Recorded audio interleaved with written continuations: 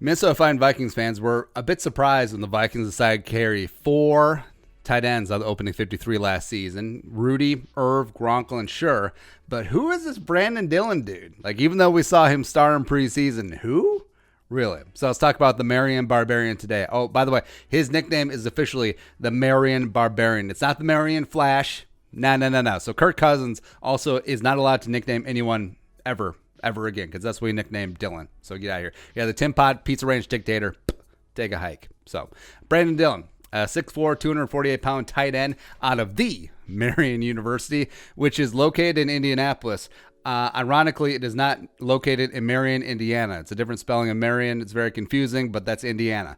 It's an NAIA school. It's part of the Mid-States Football Association Conference, which sounds like a defunct arena league. Sure.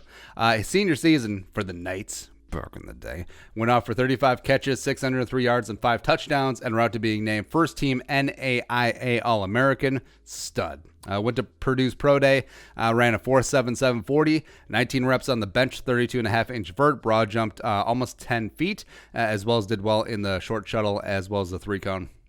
Pretty damn solid there. So nice numbers.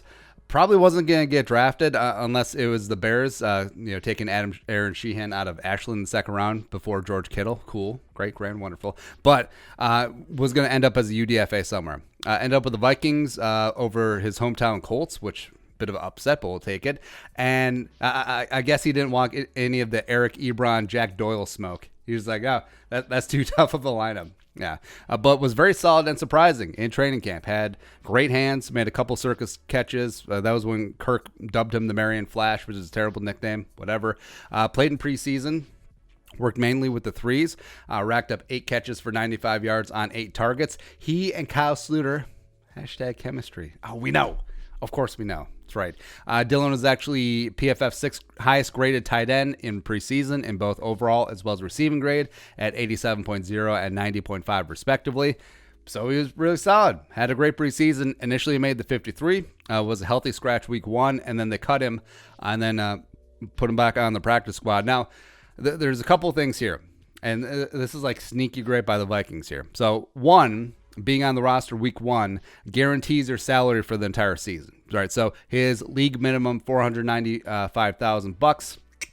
Made every dime of that. It's in the pocket. Plus, he made that on top of the 8K or whatever he got per week as part of the practice squad. So initially, you may think that's a little dumb. Why they just burn $500,000 on a guy who's on the practice squad, right? But it does instill a little bit of wink, wink, nudge, nudge loyalty in Dillon. It's like, hey, we took care of you, and say if another team is snooping around you on the practice squad, maybe you stay put. Because, yeah, people sleep on that. They don't realize that if you're on a practice squad and another team wants to add you to their 53, you can say no. I mean, that happened with Afadio Denabo. He was on the Vikings practice squad 2 years ago, and the Eagles were like, hey. And Afadio was like, So they can do that. So potentially that's what happened with Brandon Dillon there. These sorts of games are played all the time. It's sort of like in 2013 when fullback Zach Line, who's a rookie tailback out of SMU, he was put on injured reserve when Pro Bowl guy Jerome Felton came back from his 3-game suspension. It was like his knee.